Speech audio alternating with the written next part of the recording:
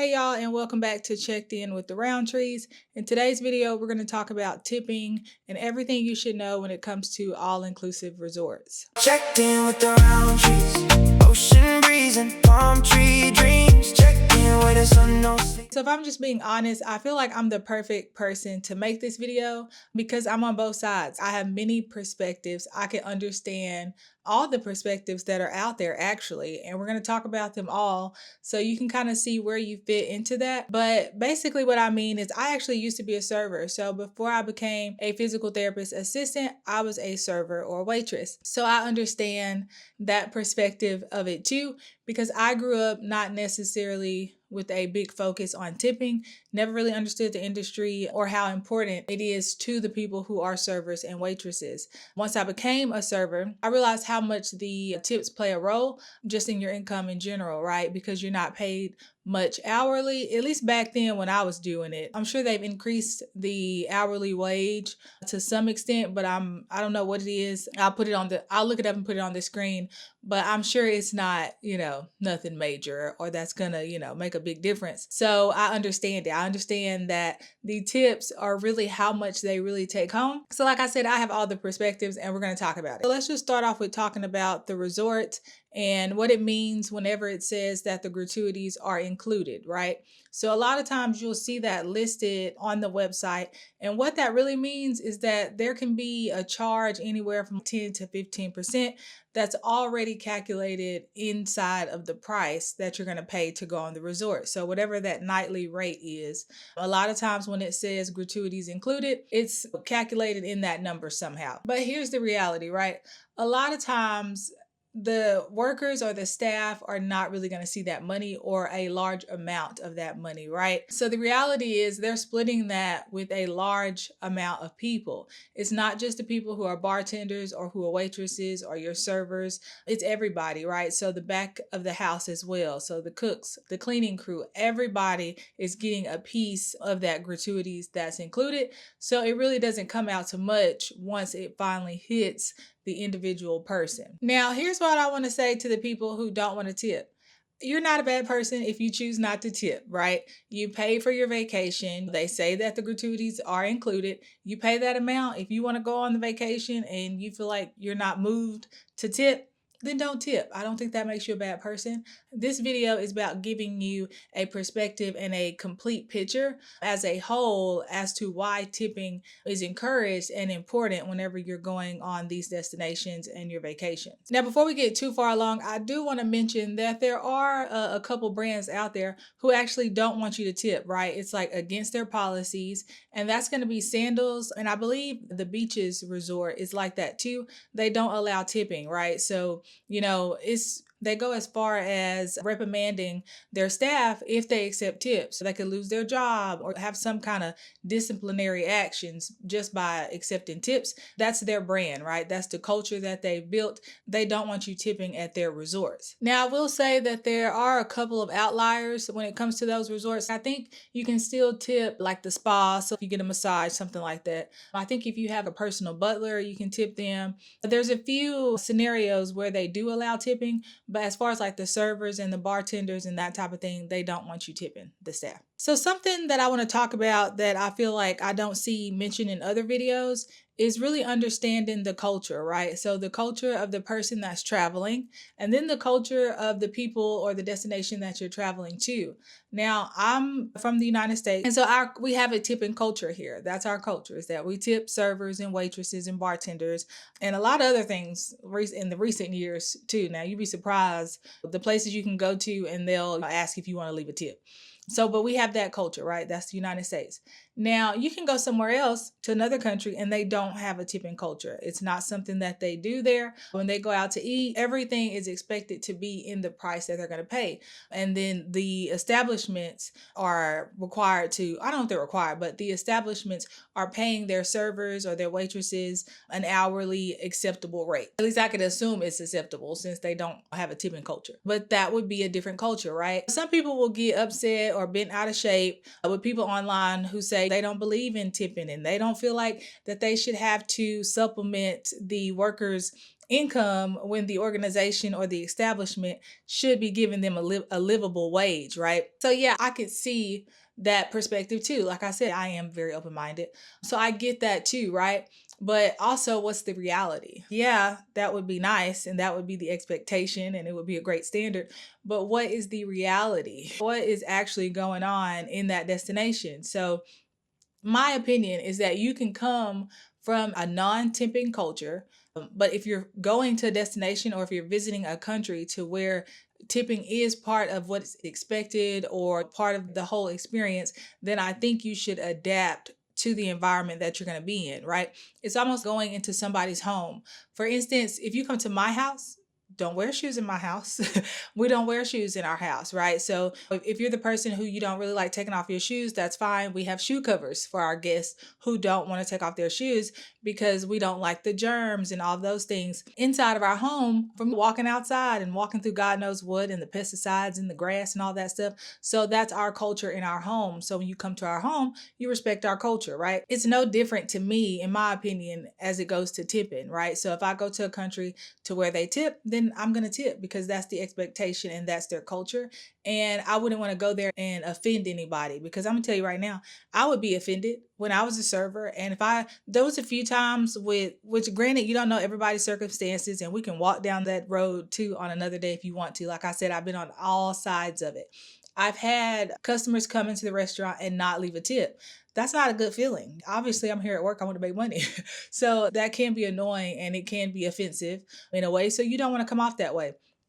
And so to touch on even my perspective of that, you say, oh, some people just want to get out and experience maybe a nice dinner that they don't get to do all the time. Maybe they're less fortunate and don't have the means. But I always say, even what I share with you guys when it comes to saving your money for a vacation that you're really going to enjoy, don't just go with the budget option because there's going to be sacrifices, right? Whether it be the food, the experience, the cleanliness of the resort, all of those things. I always say, save a little longer. If you don't have the funds to cover the entire experience, including tipping, then save a little longer before you go. That delayed gratification. We live in a society where we want everything right now, right? We want it now. But learning to be patient and to save for things, I just feel will make you a better overall person, not even just talking just about tipping. But yeah, that's my little rant. So basically, in regards to the resorts that I like to talk about and the destinations as far as Mexico and the Caribbean, those places are tipping cultures. So if that's where you're going to be headed, then I would definitely say think about the tipping aspect of your vacation and make sure that you're budgeting that into your trip. Now, there's a couple of things I want to mention before I kind of tell you who I think you should be tipping at the resorts. Now, if you are not on the resort, so if you do an excursion or you go off and you want to eat at some of the local spots, I do want to mention that you guys should be checking your receipt because a lot of times they will already include a service charge, which is basically the gratuities, whenever you're eating off of the resort. So you just want to make sure that you're not double tipping because if that is on your receipt, then you've already tipped. You don't need to put something down additionally unless you just want to. Like I'm a giver, so when I go to these destinations, I know that my income stretches a little further in that destination. I know that I am blessed to live the life that I live, and I don't take that for granted. So when I go to these destinations, yes, I'm on vacation and I'm there to have a good time, but I also appreciate the fact that I could help in small ways to the community and the economy in these destinations. Now, that being said, let's walk down the list of who I normally tip. And this is just my experience, right? I'm not saying this is what you have to do. I'm just saying that this is what I do. So I'm just going to share my experience. Now, bartenders. So even though I don't drink, me and my husband stopped drinking, I don't know, like 2 or 3 years ago, but we'll still get mocktails, right? So we'll still go to the bar and get a little fruity drink or cocktail or whatever, just with obviously no alcohol.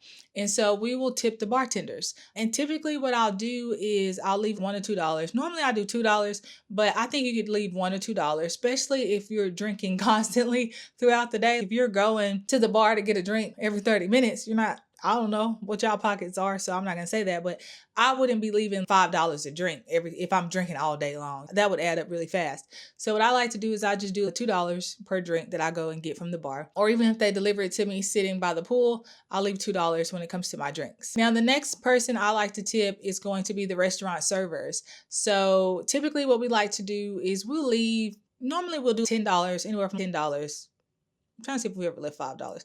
I would say a good range is somewhere between $5 to $10, depending on what they did for you, right? So some of the restaurants at the resort are buffet, right? So if I'm at the buffet restaurant and I'm going to get my own food, and then maybe they're only helping me with bringing me my drink, a lot of times that's how it'll be set up. They'll bring you your water or your juices, or if you want some type of cocktail or mocktail, and then you go and get the food from the buffet. Those places I'll usually leave $5. If it's the specialty restaurants, then I'll do $10. We'll usually do $10. But some people tip more than that, right? It's based off of what you can afford. I think that's fair in my opinion, just based on what they're providing for you at those restaurants. And then I go off service because, like I said, I used to be a server. So I'm the type of person that normally if I'm going to a restaurant, I hardly ever, in the United States, we use percentages a lot of times. And the standard now in 2026 is 20%.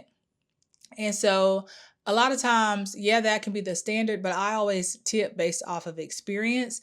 And I usually tip on the higher end just because I used to be a server. So I'm empathetic to that. And I know how it is. So I always, if you're a good server, the only time you're going to get an actual standard percentage from me is if you didn't do a good job. If you was a terrible server, you were not attentive, I didn't have anything I needed, you was just bad, which there are some situations where that happens, then yeah, I'm going to give you a percentage type of tip. But 9 times out of 10, I tip based off experience. So moving on, another person that I like to tip is going to be the housekeepers.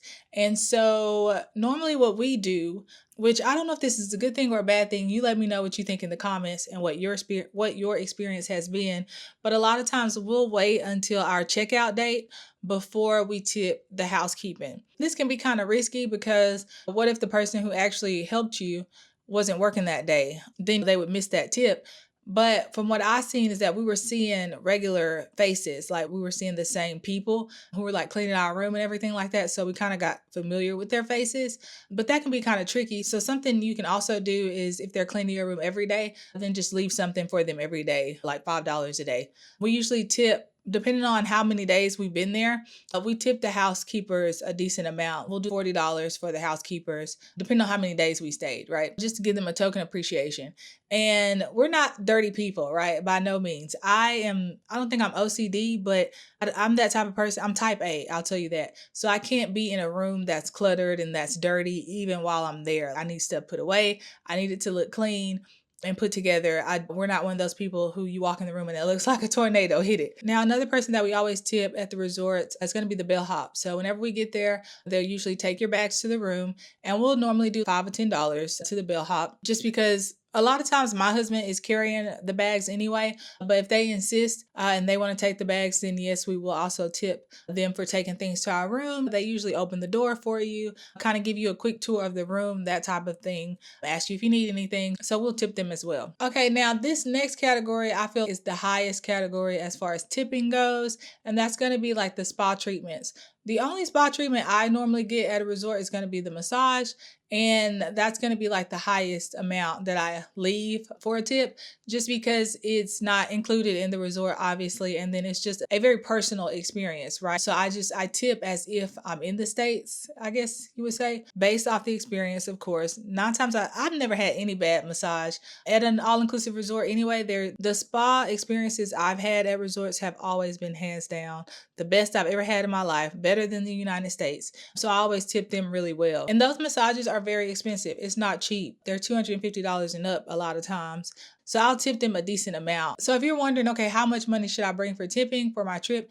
I would say on the safe end to do $25 to $30 a day, just to be on the safe side. And then if you want to do more, you can, right? Now, I wouldn't include, I'm not talking about like the spa or any of those like personal services that you want to do. If you're going to go off and do excursions, you're going to need to bring additional. But just for every day on the resort, the regular stuff like the bartender, the housekeeping, the restaurants, that type of thing, I would say anywhere from $25 to $30 should be a decent amount. And then if you want to do more, you can. Now, what I would say when it comes to exchanging the currencies, I don't usually do that because I travel to Mexico and then the Caribbean, and those destinations, the US dollar is accepted. And the staff who I've talked to, they don't have a problem with accepting US dollars because they can use it anywhere. They don't necessarily have to go and exchange it before they can actually use the money. But I will give you this tip, and that's to not wait till you get to the destination to try and go use like the ATM to get tipping money out, because one, I just wouldn't do that because the rates are high on the ATM.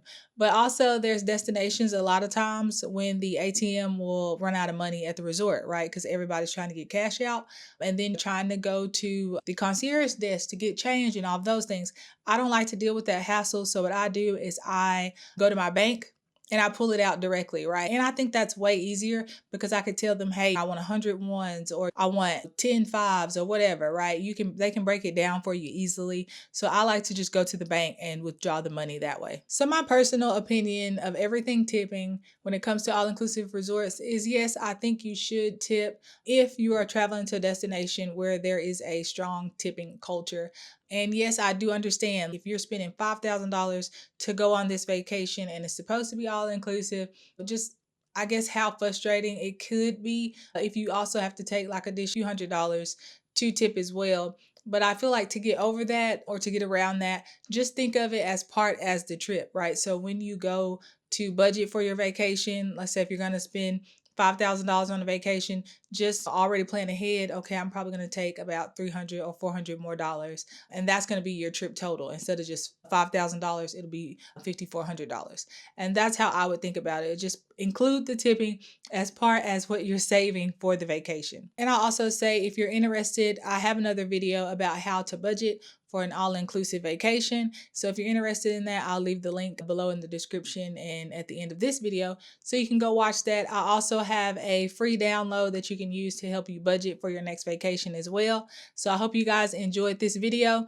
and let me know in the comments what are your opinions on tipping at all-inclusive resorts and just this whole conversation about tipping culture. Palm trees swaying, ocean breeze, passport stamps and summer dreams, suitcase rolling, check bags like another sunset flight tonight.